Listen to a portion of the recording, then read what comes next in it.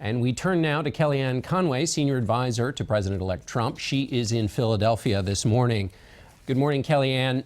Will Mr. Trump support a congressional investigation into this question of Russia being involved in the election? Well, the president-elect will not interfere in the legislative branch in that way, but he's made very clear in an interview aired this morning on a different network, John, that he feels, there is a great deal of confusion, no on-the-record sources coming to a very bright line conclusion about what happened here, and that he thinks that people are trying to relitigate the election. I mean, people like Senator McCain say that he has an interest in making sure that a foreign government hasn't tried to interfere with our electoral process, and I respect him enormously for saying that. But there are others who aren't so high-minded about cybersecurity. This is the latest attempt. First, it was Jim Comey's fault. Then we're going to have a recount.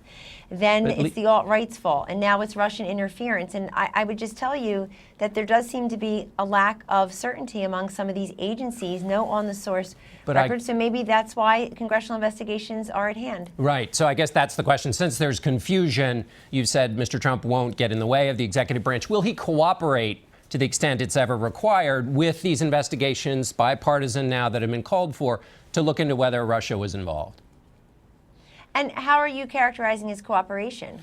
Well, who knows where the investigation may lead, but just in terms of people gauging how seriously the president-elect takes this notion, leaving politics out of it, because you've now got senators on the Republican and the Democratic side saying this is worth looking into, if for no other reason than to clear up the confusion.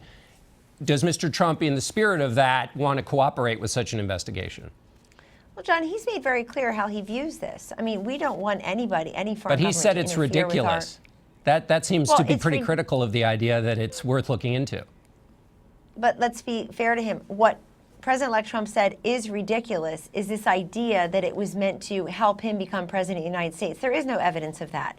And if you go back and you listen to Clinton campaign spokespeople on your program and others, if you listen to their private briefings to media and others, they said very little about this. They were talking about how they were going to win the election before Election Day because of the early voting. False. They were going to have record turnout. If that were true, we would have won, and we did win. So I think the president-elect's point is that the conclusion all are making, some are making here, that the interference went to affecting the election result to try to defeat Hillary Clinton. That's what he's calling ridiculous. And let me just point out, because I think it got muddied here a little bit, the RNC has a great source in its chairman, Reince Priebus, who also happens to be the incoming chief of staff.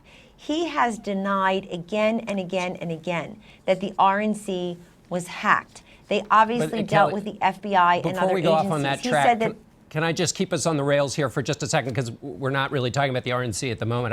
On this question of intelligence here, not talking about the election, but what bipartisan senators have now called for is what I'm trying to figure out here. Mr. Trump has had several briefings as a candidate and now as president-elect. What's his feeling about the intelligence community? He answered that question. I think you're going to show a clip later. I saw it in the beginning of your program, John, where he was asked, do you have faith in the Intelligence Committee? And he said, I do. So there's your answer from him. He appreciates these briefings, but let me make very clear that even me as a close advisor and many others with whom you'll be speaking about this do not have access to those top secret briefings. We don't have that type of clearance, nor should we. And so it is, he is not divulging the information that he has, nor should he. The reason and so I want to make that very clear. I do feel compelled, though, to back up a second. A lot of what is being concluded and has not been evidenced and proved by individuals, pundits and otherwise, John, would center on the fact that is false, that the RNC and the DNC were both hacked. How about it? But I'm just trying to get a sense of the new president-elect's views about the intelligence community, which doesn't have to do with that at the moment. The reason I ask is that he's had a lot of intelligence briefings, and then when he was asked about this question, which is coming from the intelligence community, he said it was not a talk. He said it was a laughing point. In other words, the notion that the Russians were involved in the election was laughable. And so I'm just wondering how he can both respect the intelligence community and then think something they're telling him is laughable. That seems to be a disconnect. It's completely compatible. He absolutely respects the intelligence community. He's made very clear he's going to put his own people in there as well. What he has said is laughable and ridiculous, is this entire notion, which people are just using as a foregone conclusion, that somehow this was meant to defeat Hillary Clinton and elevate him to the presidency.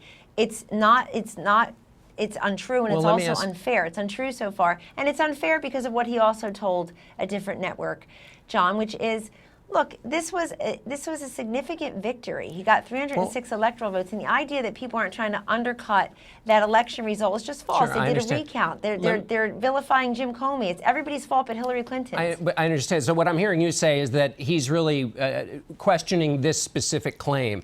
But if that's the case, why then did the transition team put out this statement that said these are the same people that said Saddam Hussein had weapons of mass destruction, referring to the intelligence community?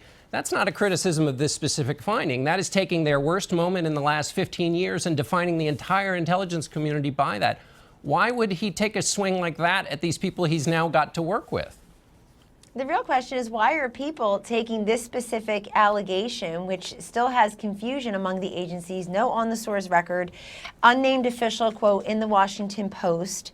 That's not. You can't take that to That's the bank a valid, and make all these conclusions about it. It's a totally valid point, but then why respond to it by saying, you know, let's go back 15 years and talk about the worst part of your record in the intelligence community and remind everybody about that? It seems disproportionate. Everything you say is right. Why believe rumors, but then why, in response to these allegations in the paper, take a swing like that at the entire intelligence community?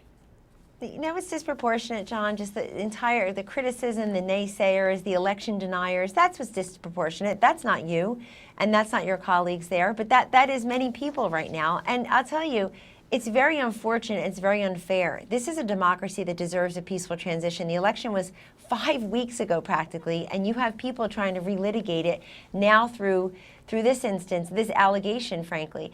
And it's, you know, if you're Team Trump, you're accustomed to this. But I want to tell everybody, take the cues and the clues from President Obama himself, who has not just congratulated Donald Trump as the new president, but conceded to him, and he and his advisors have made very clear to all of us, beginning with the president-elect and the vice president-elect, they're there to support this peaceful transition into democracy. Right. And I just believe unfounded allegations like this really undercut that. Kellyanne, we appreciate you being with us. Thank you so much.